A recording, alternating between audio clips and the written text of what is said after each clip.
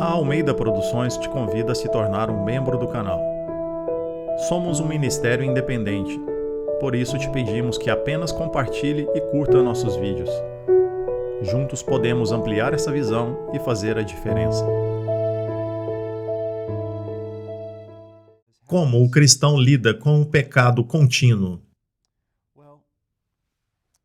Bem, antes de tudo, precisamos entender que, se uma pessoa é cristã, seu coração foi regenerado e ela foi vivificada.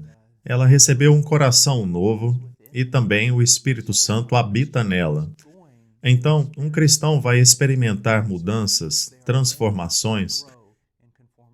Eles crescerão em conformidade com Cristo, mas ao mesmo tempo, nunca estaremos livres do pecado deste lado do céu. Quero que olhemos para 1 João capítulo 1, e João diz no verso 8, se dissermos que não temos pecado nenhum, enganamo-nos a nós mesmos, e a verdade não está em nós. Uma das coisas que é tão evidente sobre alguém que é cristão não é que ele não tenha pecado, mas que ele reconheça o pecado em sua vida. E quando eles veem esse pecado, eles o confessam. Muitas vezes não vemos o quão extraordinário isso realmente é. Vivemos em um mundo que peca constantemente contra Deus, e, no entanto, tão poucas pessoas reconhecem seus pecados, assumem a responsabilidade por eles, confessam seus pecados, lamentam seus pecados. Então, quando você vê uma pessoa que professou fé em Cristo fazendo esse tipo de coisa, fica evidente que ela realmente o conhece. Veja, um cristão pecará menos, mas não estará sem pecado. Mas quando pecam, isso causa tristeza em seus corações, levando-os ao arrependimento e confissão daquele pecado. Se dissermos que não temos pecado, enganamo-nos a nós mesmos e a verdade não está em nós. Muitas vezes prego em uma igreja e a mesma coisa acontece tantas vezes. Talvez eu pregue em uma igreja sobre o pecado ou sobre a necessidade de ser santo. E às vezes o Espírito de Deus estará trabalhando e muitas pessoas serão quebrantadas por causa do seu pecado. E o que parece tão incomum, as pessoas que geralmente são mais piedosas, sinceras e devotas na igreja são as mais quebrantadas por seus pecados, enquanto aqueles que mostram poucos sinais ou evidências de terem nascido de novo ficam ali sentados como se não tivessem nenhum pecado. E o que estamos vendo é a ação do Espírito de Deus no povo de Deus e a falta dessa ação em pessoas que professam a fé em Cristo, mas realmente não o conhecem. Se confessarmos os nossos pecados, Ele é fiel e justo para nos perdoar os pecados e nos purificar de toda injustiça. Quando o crente peca, ele deve confessar o pecado, afastar-se dele e pedir perdão. Agora, o que é confissão? Confissão, literalmente no grego, é uma palavra homologeu, e literalmente significa falar a mesma coisa. Então, se eu sou um cristão e estudo a palavra de Deus e leio a Bíblia, o Senhor me convence do pecado. Ou digamos que um irmão em Cristo que ama profundamente vê que não estou andando como deveria. E ele me fala sobre o meu pecado. E eu sei que vem de Deus. Ele está usando a Escritura, é verdade mesmo, eu pequei.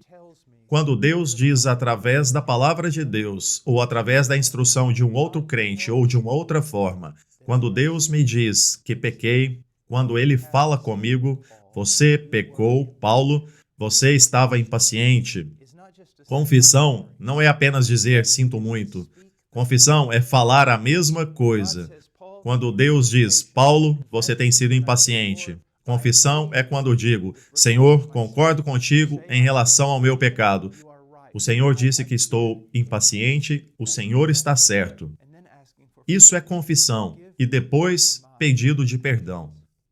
Perdoe-me pela minha impaciência. Então, vemos aqui, embora um crente seja transformado e continue se transformando, ele também experimentará mudança e conformidade em Cristo. Ainda teremos que lidar com o pecado em nossas vidas. Espero que diminua à medida que cresçamos, mas estará lá e teremos que lidar com isso por meio de quebrantamento e da confissão, reconhecendo que o que Deus diz sobre nós é verdade e confessá-lo. Agora, deixe-me levá-lo a um outro texto. No Salmo 119:11, Davi diz: Guardo no meu coração a tua palavra para não pecar contra ti. Como podemos crescer em conformidade com Cristo? Como podemos pecar menos? Bem, uma das coisas essenciais que precisamos está aqui no verso 11, a palavra de Deus. Olha o que ele diz: Guardei a tua palavra no meu coração para não pecar contra ti. Agora, se você está ouvindo isso, deixe-me te perguntar uma coisa. Quanto tempo você gasta na palavra de Deus? Quanto tempo você gasta lendo a palavra de Deus, estudando a palavra de Deus, memorizando a palavra de Deus, meditando a palavra de Deus? A maioria das pessoas, quando ouve essa pergunta, abaixa a cabeça e reconhece que não é o suficiente. Alguns até quase não fazem isso. Esta é uma das razões pelas quais temos tão pouco poder sobre o pecado, porque gastamos tão pouco tempo na palavra de Deus. Sabe, você não pode pular o café da manhã sem começar a ficar com fome. Você perde o almoço, você está começando a se sentir fraco. Você perde o almoço, o jantar e o café. Você perde todas as refeições no dia e no dia seguinte, provavelmente vai estar se sentindo mal. Bem, essa é uma ilustração física de uma realidade espiritual. Você precisa da palavra de Deus. Às vezes as pessoas vêm até mim e agem como se, sabe, crescer fosse um grande mistério que ninguém consegue evitar. E então eu pergunto a eles: quanto tempo vocês passam na palavra de Deus? E a resposta geralmente é: não pode ser tão simples. Mostre-me algum truque ou alguma chave para o crescimento espiritual. Você precisa gastar tempo na palavra de Deus. Agora, vamos mudar um pouco. Não guardei a sua palavra no meu coração para pecar contra ti. Você vê? Funciona nos dois sentidos. Se você negligenciar seu estudo das Escrituras, a memorização e a meditação das Escrituras, estará expondo sua vida a cada vez menos conformidade e a cada vez mais pecado. Agora, quando falo sobre a Bíblia e sobre estudar a Bíblia, como você deve fazer isso? Bem, não tenho a única maneira de fazer isso, mas deixe-me dizer algo muito importante. A maioria das pessoas pula para frente e para trás. Eles leem uma parte de um livro e depois talvez outro capítulo de outro livro e vão daqui para ali e eles nunca entendem realmente o conselho de Deus. Eu recomendaria que, se você nunca leu o Novo Testamento, comece no livro de Mateus e leia até o livro do Apocalipse, e depois vá para o Antigo Testamento.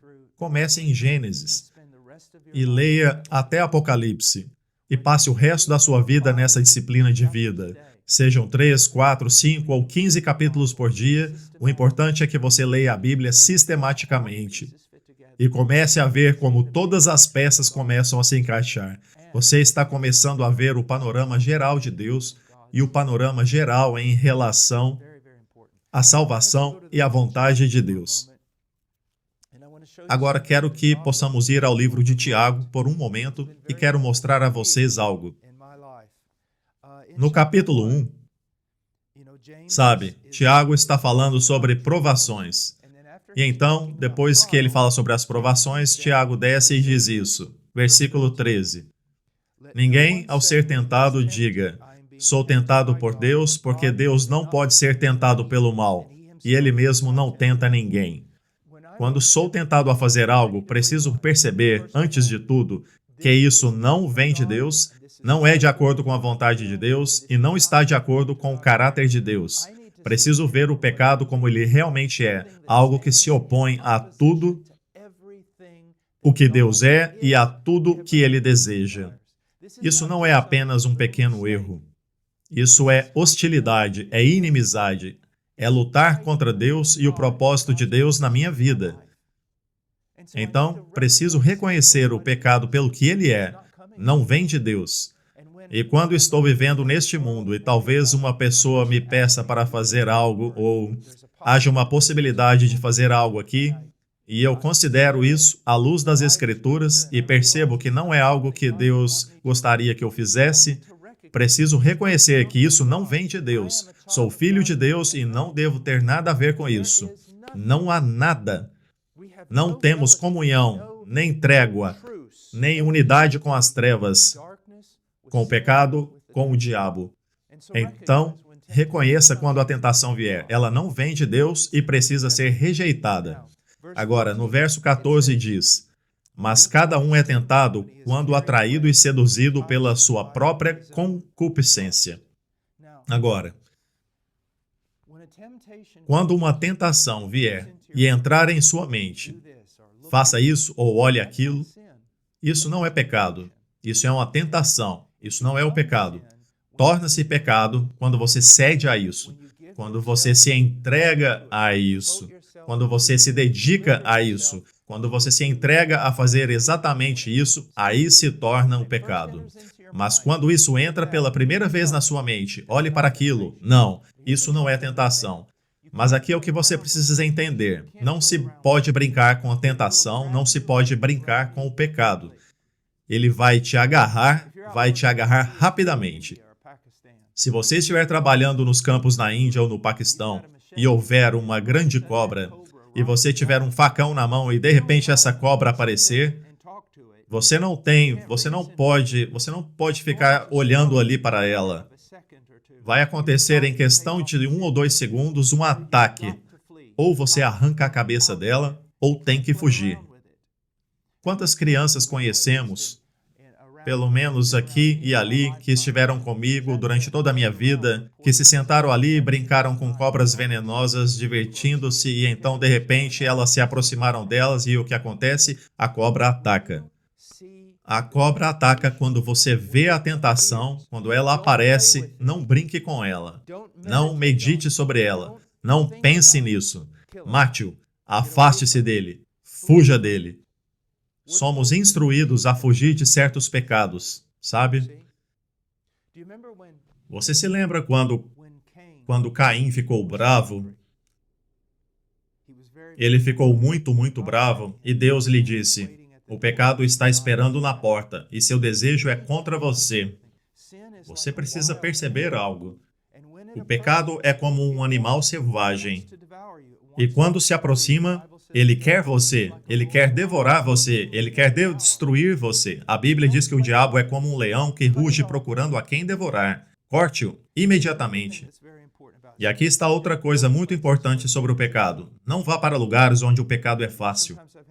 Sabe, às vezes tenho que lidar com homens que se converteram do alcoolismo e eles dizem: quais são algumas das coisas que não devo fazer? Eu digo: não volte aos lugares que você costumava frequentar. Não ande com as mesmas pessoas e não chegue perto daqueles bares e lugares onde você costumava beber fisicamente. Fique longe deles. Isso é muito importante na internet e em outras coisas. Nunca se coloque em uma posição em que você possa ficar sozinho com a tentação. Crie guardas ao seu redor para se proteger.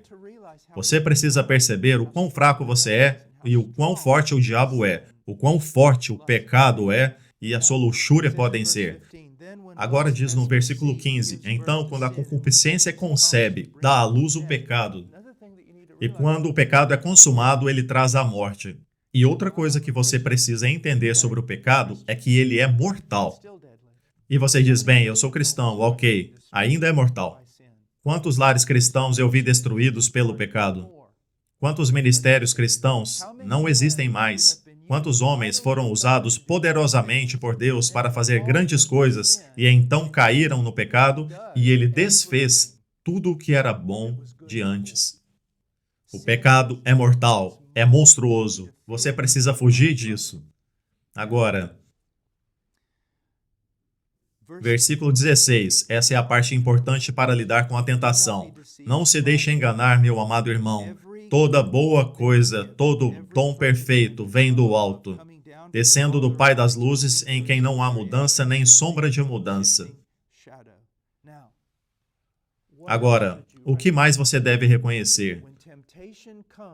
Quando a tentação vier, não se deixe enganar sobre a bondade de Deus. Você vê, no jardim, essa foi uma das primeiras coisas que o diabo fez. Quando o diabo tentou Eva, ele tentou fazê-la acreditar que Deus não era bom, que Deus havia proibido de comer de todas as árvores do jardim. Isso não era verdade.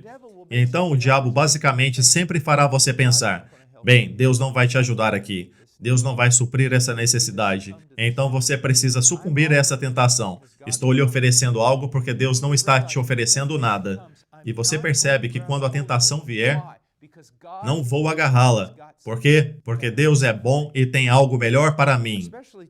Especialmente digo isso aos jovens que não são casados. Eu digo, você sabe, você tem essas tentações e essas oportunidades de cometer imoralidades, fornicações e outras coisas, e elas são muito, muito fortes. Para ver as coisas na internet, muito, muito fortes, e muito, muito malignas, e muito, muito prejudiciais à alma. Mas quando essas tentações aparecem, o que você deve fazer? Reconheça que Deus é bom, que Ele tem um plano, que Ele tem um plano até mesmo para suprir os seus desejos físicos. Ele tem um plano justo e o diabo está lhe oferecendo um plano falsificado.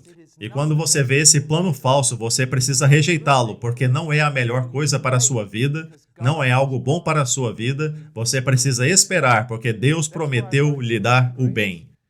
E aí encontro parte da minha maior força contra o pecado. Reconhecer a bondade e a gentileza de Deus, pois qualquer tentação que venha é uma falsificação da bondade de Deus. É como se uma maçã fosse linda por fora, mas estivesse cheia de veneno por dentro. Mas tudo o que Deus dá é bom por fora e por dentro. É bom do começo ao fim. Então, essas coisas são algumas das maneiras pelas quais lidamos com a tentação. Mas vamos lá. Use um pouco de sabedoria aqui. Se você fica acordado 16 horas por dia, você está neste mundo atrás das linhas inimigas 16 horas por dia. Você vê isso? Você está ouvindo o mundo.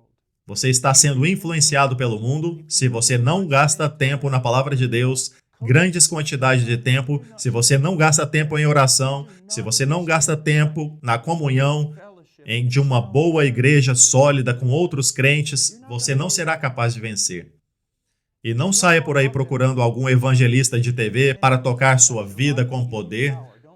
Não procure por algum truque bobo que não vai te ajudar com o pecado. O que você precisa estudar a palavra de Deus. Você precisa orar, pedindo força. Você precisa estar na comunhão de uma igreja local muito forte, com presbíteros que se importam com a sua alma e com presbíteros que estão pregando a exposição da palavra de Deus.